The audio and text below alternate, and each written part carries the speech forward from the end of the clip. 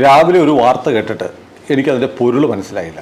നമ്മുടെ പ്രിയങ്ക ഗാന്ധിയുടെ ഭർത്താവ് റോബർട്ട് വദ്ര, അദ്ദേഹം ഏഷ്യാനെറ്റിൽ ഒരു അഭിമുഖത്തിൽ പറയാണ്, ഈ കോൺഗ്രസിൽ നിന്നിട്ട് ബിസിനസ് നടത്തുന്നതിലും നല്ലത് കോൺഗ്രസിൽ പ്രവർത്തിക്കുന്നതാണെന്ന് എനിക്ക് മനസ്സിലായി, അതുകൊണ്ട് ഞാൻ അമേരിക്കയിൽ മത്സരിക്കാൻ പോവുകയാണ്. എന്താണ് അതുകൊണ്ട് ഉദ്ദേശിക്കുന്നത്?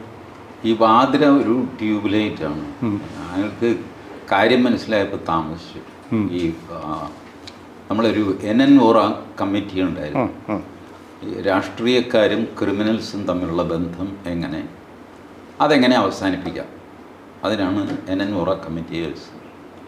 NN വോറയാണ് ആദ്യം പറയുന്നത്, രാഷ്ട്രീയക്കാർ ക്രിമിനലുകളെ ഓരോ ജോലിക്കായിട്ട് ഉപയോഗിക്കുന്നു. തെരഞ്ഞെടുപ്പ് അവരുടെ ആവശ്യമൊക്കെ കഴിയുമ്പോൾ ക്രിമിനലുകൾ പതുക്കെ സൈഡിലാക്കും.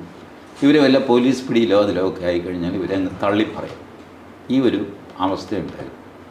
ഫൈനലി ക്രിമിനൽസ് തീരുമാനിച്ചു, ഈ അവൻ പറയുന്നത് കേട്ട് രാഷ്ട്രീയം കളിക്കേണ്ട ആവശ്യം നേരിട്ട് കളിക്കാം. അങ്ങനെയാണ് ക്രിമിനലുകൾ രാഷ്ട്രീയക്കാരായിട്ട് പ്രത്യക്ഷപ്പെടുന്നത്. വടക്കേ ഇന്ത്യയിൽ വ്യാപകമായിട്ട് വന്നു. തെക്കേ ഇന്ത്യയിൽ കുറവൊന്നുമില്ല. ഈ എല്ലാം കൂടെ വടക്കിൻ്റെ തലയിലൊന്നും. ഇവിടെ ആരാ ഉള്ളത്? തെക്കേ ഇന്ത്യയിൽ ഗുണ്ടകളില്ലെന്നാണോ? ഗുണ്ടകളുണ്ട്. അങ്ങനെ ക്രിമിനൽസ് രാഷ്ട്രീയക്കാരായി വന്ന രാഷ്ട്രീയക്കാരിൽ ക്രിമിനൽസ് അല്ലാത്തവരാരാ? വളരെ കുറച്ച് പേരേ ഉള്ളൂ. അതൊക്കെ വല്ല ബസ്സിനൊക്കെ കല്ലെറിയുന്നൊക്കെ അല്ലേ? 1969 വാടിക്കൽ രാമകൃഷ്ണൻ കേസിലെ 1-ാം പ്രതി നിങ്ങളുടെ മുഖ്യമന്ത്രിയാണ്. മുഖ്യമന്ത്രി Pinarayi Vijayan. Not a criminal.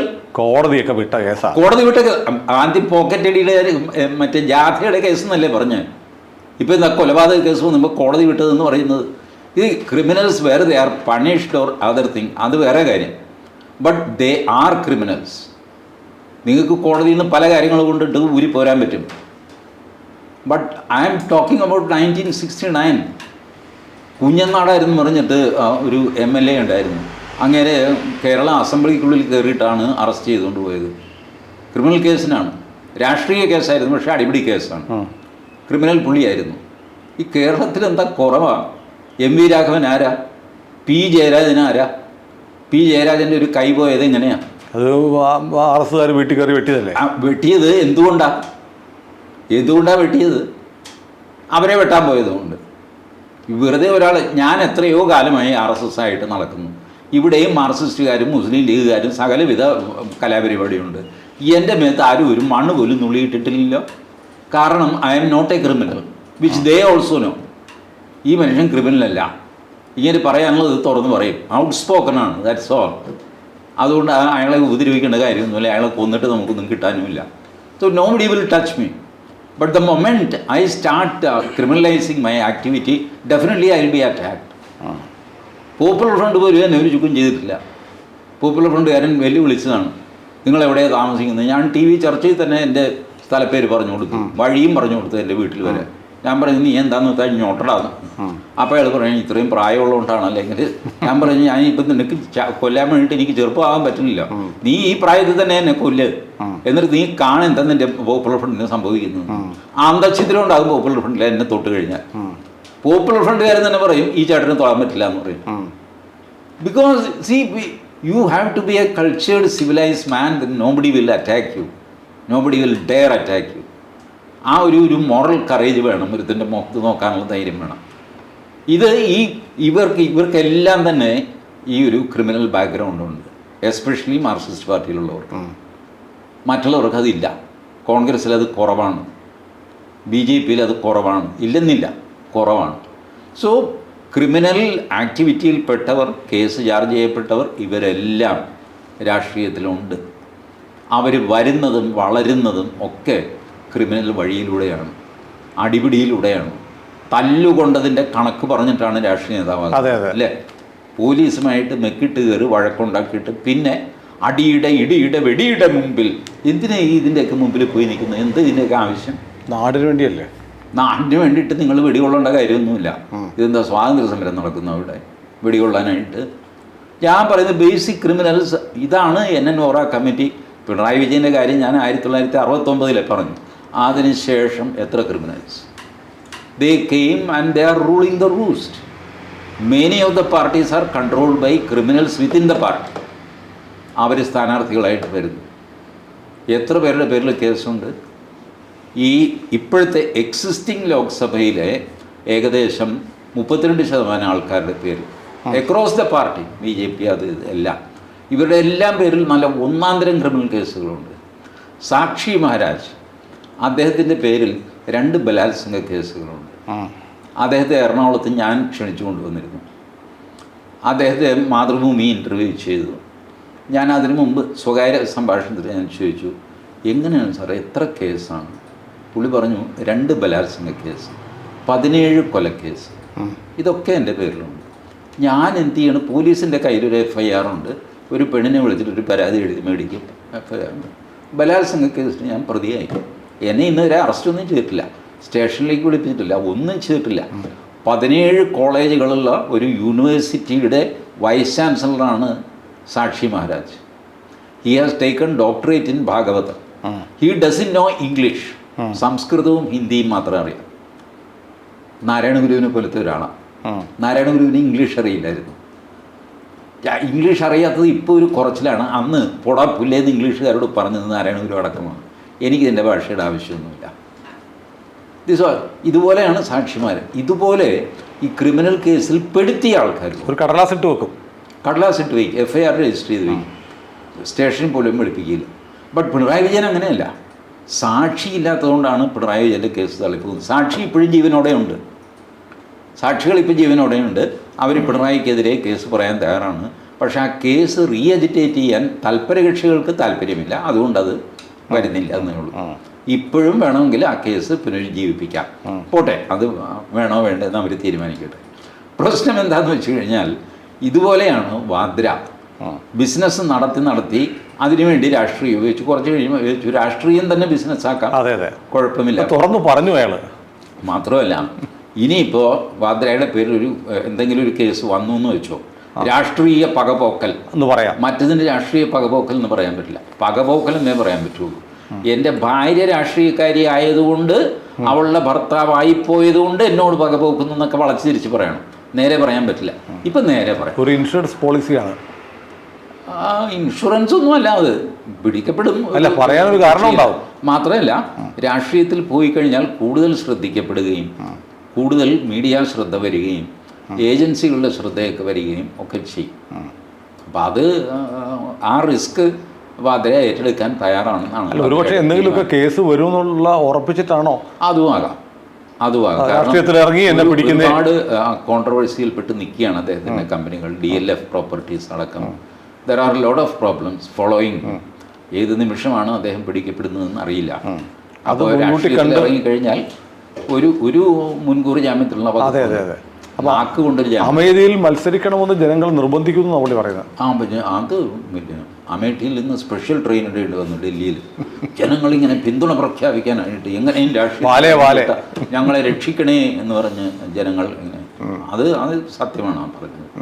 വലിയ ആൾക്കൂട്ടം ഞാനും കാണും. അല്ല, ഈ വന്ന് ഇപ്പോൾ റോബർട്ട് വാദ്ര വരുന്നു, ഇനിയിപ്പോൾ ഇവരുടെ മക്കൾ വരുമോ രാഷ്ട്രീയത്തിൽ?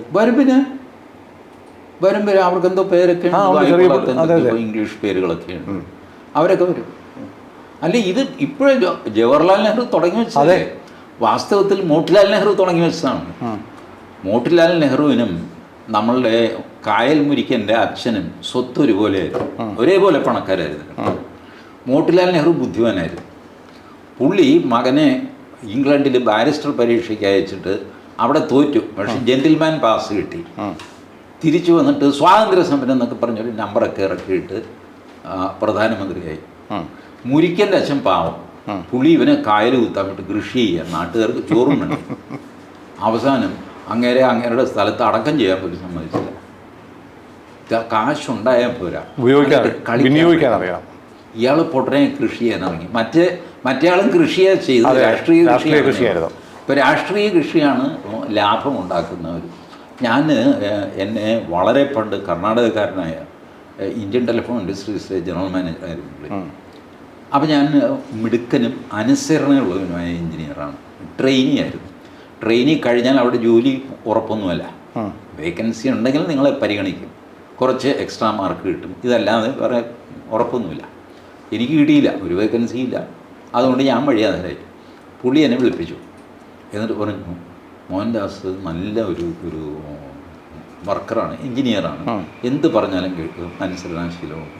ഇങ്ങനെ ഉള്ളവർക്ക് ഭാവി വട്ടപൂജ്യമാണ്. മോഹൻദാസ് ഒരു കാര്യം ചെയ്യും, ഒരു രാഷ്ട്രീയ പാർട്ടി, ഇത് 1978 ഞാൻ എന്നെ ഉപദേശിക്കുന്നത്, you join a political party, rise up to district level, don't go beyond that. അതിന് മുകളിലേക്ക് പോയാൽ നിങ്ങൾ ശ്രദ്ധിക്കപ്പെടും. ഡിസ്ട്രിക്ട് ലെവലിൽ സുഖമായിട്ട് കാശൊക്കെ ഉണ്ടാക്കി ഒരു 10 ഏക്കർ വസ്തുവൊക്കെ വാങ്ങിച്ച് ഒരു സാമ്രാജ്യം, കാറ്, അത് ഇതൊക്കെ ആയിട്ട് ജീവിക്കുക, ആരും ശ്രദ്ധിക്കില്ല. ജില്ലാതലത്തിന് മുകളിലേക്ക് പോലെ ആൾക്കാർ ശ്രദ്ധിക്കുക, അഴിമതി ആരോപണം, അത് ഇതൊക്കെ, മന്ത്രിയാവാൻ ഇതിനൊന്നും പോകരുത്. ജില്ലാ നേതാവായിട്ട് സന്തോഷമായി വാഴുക.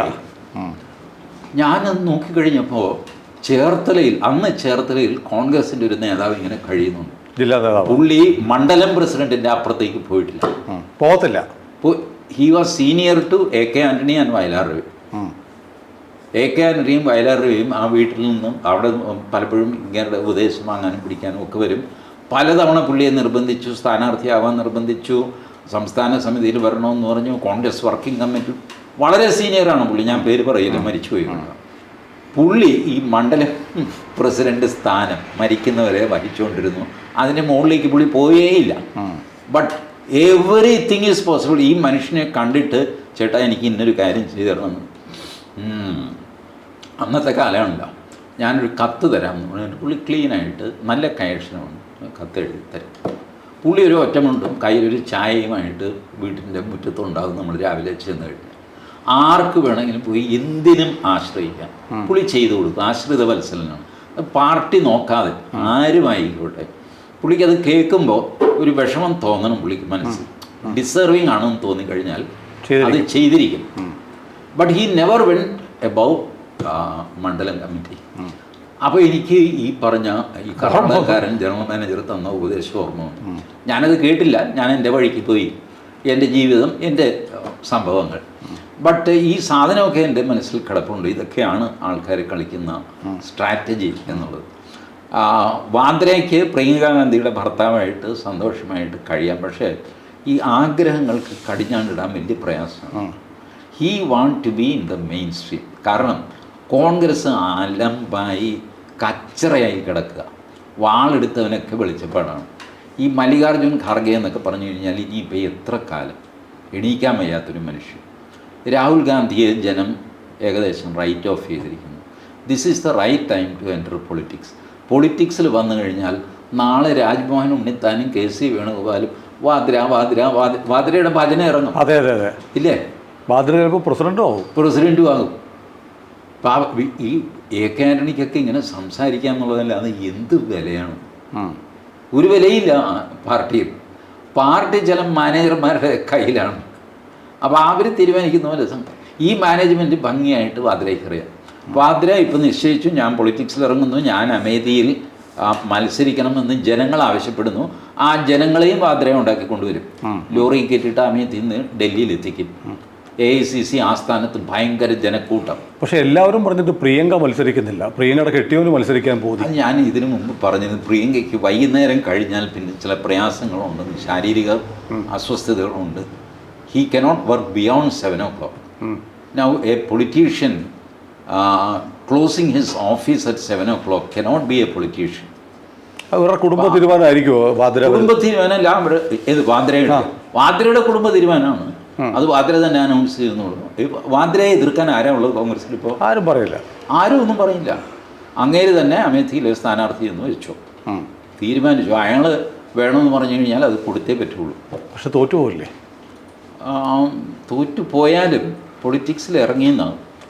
തോറ്റുപോയാൽ വേറൊരാളിനെ രാജസ്ഥാനിൽ എവിടെയെങ്കിലും ജയിക്കുന്ന ഒരാളിനെ രാജിവെപ്പിച്ച് അവിടെ ജയിപ്പിക്കാം. വല്ല രാജ്യസഭയുണ്ട്. എന്നിട്ട് നമ്മുടെ പ്രതാപൻ പറഞ്ഞ പോലെ മോദിയുടെ നേർക്ക് വിരൽ ചൂണ്ടി മുദ്രാവാക്യം വിളിച്ചു എന്നൊക്കെ പറഞ്ഞു. ഞാനിപ്പോൾ പെട്ടെന്ന് ആ ലൂസിഫർ സിനിമയാണ് ഓർക്കുന്നത്. അതിനകത്തൊരു കഥാപാത്രമുണ്ട്. ഒരു നേതാവ് മരിക്കുന്നു, അപ്പോഴത്തേക്ക് ഒരു ബിസിനസ്സുകാരൻ വന്നിട്ട് പാർട്ടിയുടെ നിയന്ത്രണം ഏറ്റെടുക്കുന്നു. TJ പടം കണ്ടിട്ടില്ല അല്ലേ? ഇല്ല, കാണണം. പ്രേക്ഷകർക്ക് പലതും ഓർമ്മ വരുന്നുണ്ടാവും. ഞാൻ വളരെ ബുദ്ധിമുട്ടിയാണ് കേരള സ്റ്റോറി തന്നെ കണ്ടത്. ഇനിയിപ്പോൾ ലൂസിഫർ കാണാൻ. ശരി, നോക്കാം. ശരി. കൂടുതൽ വാർത്തകളും വിശേഷങ്ങളും നിങ്ങളിലേക്ക് എത്താൻ ABC മലയാളം സബ്സ്ക്രൈബ് ചെയ്യുക, ബെൽ ബട്ടണും അമർത്തുക.